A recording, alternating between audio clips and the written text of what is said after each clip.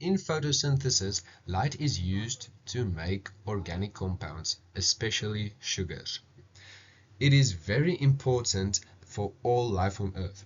So how does this process work? In short, light strikes a leaf, the light is absorbed and light energy is used in a series of chemical reactions that ultimately make sugars and other organic molecules. Overall, carbon dioxide and water are taken in by the plant and used to make glucose and oxygen gas. There is the chemical formulas. Photosynthesis can be divided into two sets of reactions. Number one, the light-dependent reaction, and number two, the Calvin cycle, which is the light-independent reaction.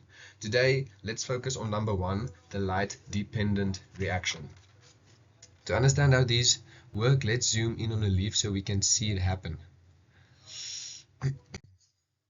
Leaves are made of plant cells, as you can see, and inside of these cells are special cells called chloroplasts that do photosynthesis. Each chloroplast has many discs called thylakoids, which with pigments like chlorophyll that absorb. Think of thylakoids as solar panels, and in the solar panels is chloroplast. They absorb the light energy from the sun.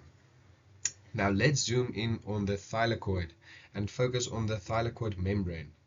This is where pigments such as chlorophyll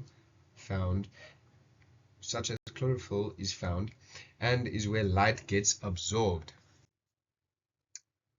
The pigments are arranged in clusters called photosystems. Let's start with photosystem 2. When photosystem 2 absorbs light, electrons and chlorophyll gain energy or get excited from the light. These excited electrons have chlorophyll and move to something called electron transport chains. But since chlorophyll lost those electrons, they need to be replaced by water. So water is split and its electrons go to chlorophyll. When water is split, electrons, hydrogen ions and oxygen are produced. You know by now that plants make oxygen. When they do photosynthesis, this is where that oxygen comes from. So back to the electron transport chain. The electron transport chain transports electrons as it does energy in the electrons. Is used to pump hydrogen ions or protons across the thylakoid membrane into the thylakoid. My time has run up, so thank you very much. Like and subscribe for part 2 and have a great day.